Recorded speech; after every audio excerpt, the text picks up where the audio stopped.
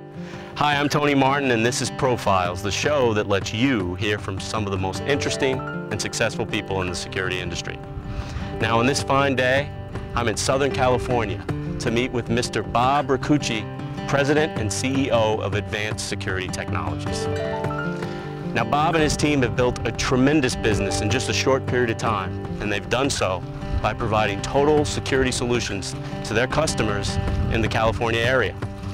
Now today we're in for a treat because we get to go into Bob's home and find out what he likes to do on his time off. Let's go take a look.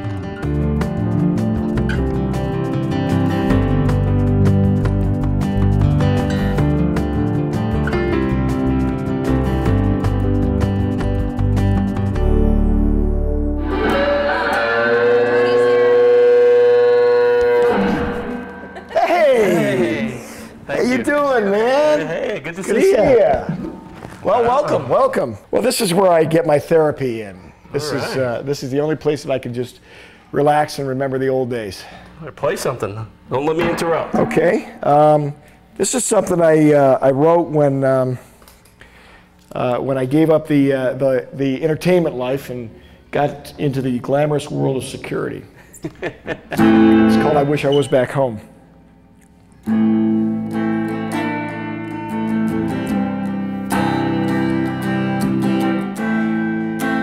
Hello, hello, LA.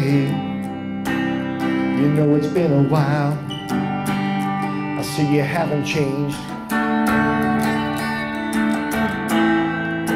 You know there was a time that you held on my dreams, but now they've gone away.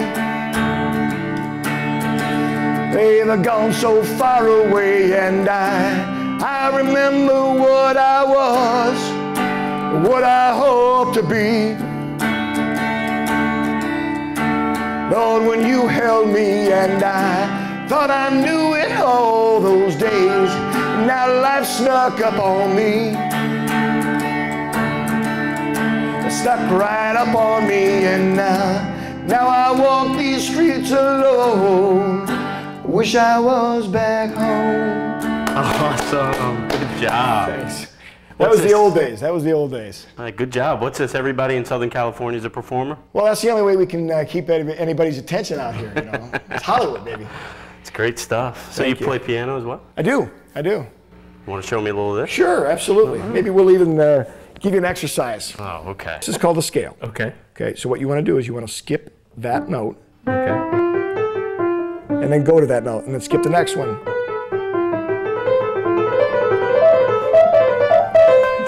Okay? That's simple. All right. Do it with me. All right. 1, ready? 2, 3.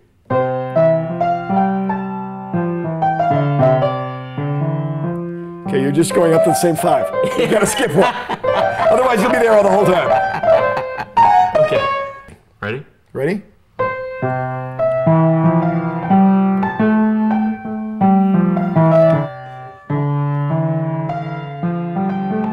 There you go.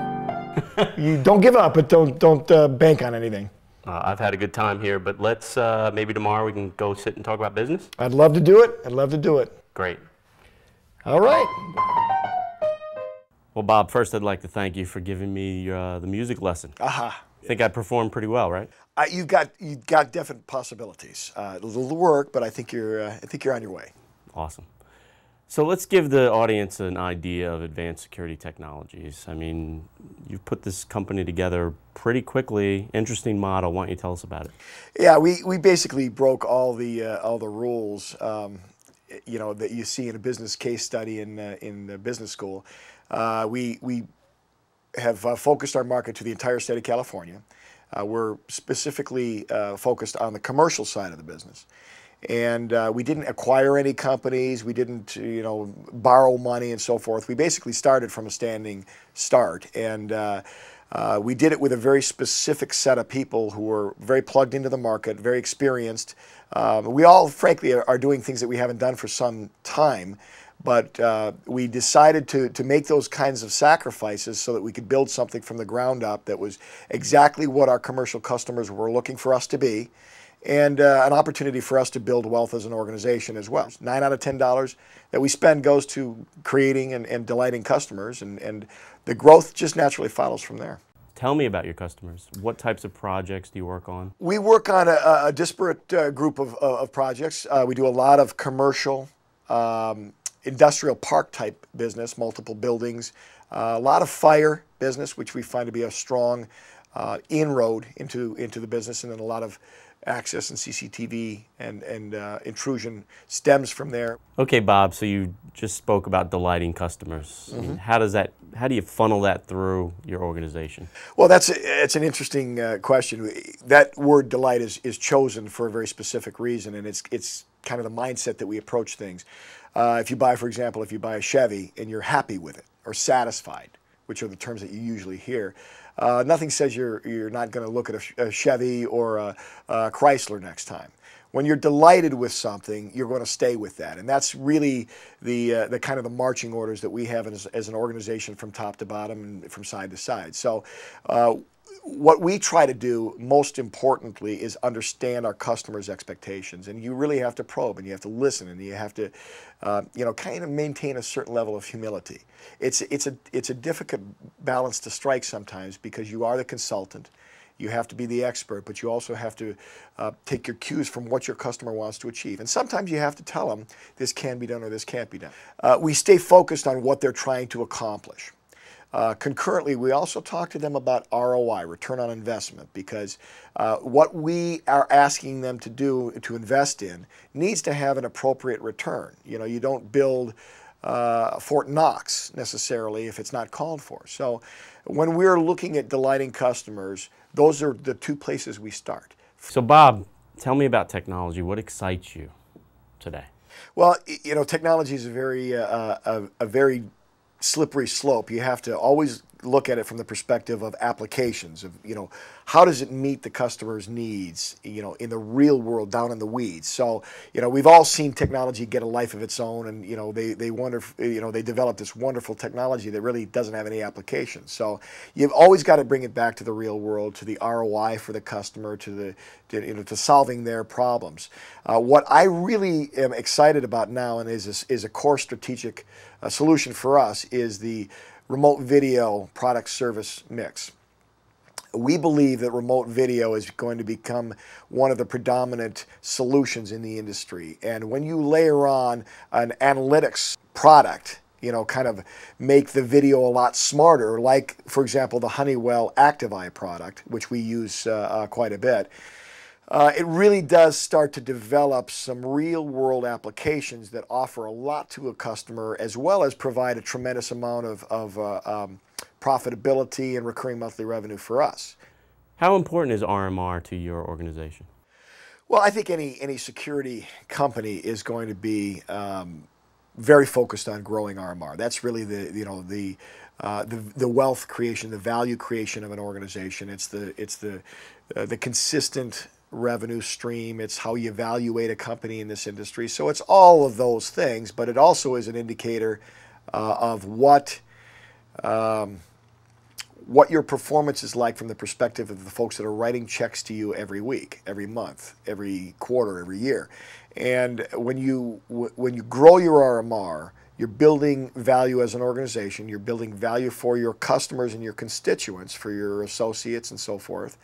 But you're also validating your performance as an organization. Do you see any challenges for the security industry in the next few years? I think that the biggest challenge this industry has is to continue to develop its professional management style, its professional approach to the customers and to the industry.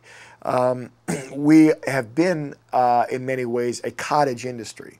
Low barriers to entry, there are thousands of of businesses in this industry. Our challenge now, I think, is to mature as an organization, as an industry, as a marketplace, so that we are offering more professional quality, more consistency, more customer sensitivity and savvy in our solutions, so that we're growing up as an industry. And I think that's really where our biggest challenge is going to be, because once we do that, competition, ordinances, all those things become less important, because we're blocking and tackling in a professional manner.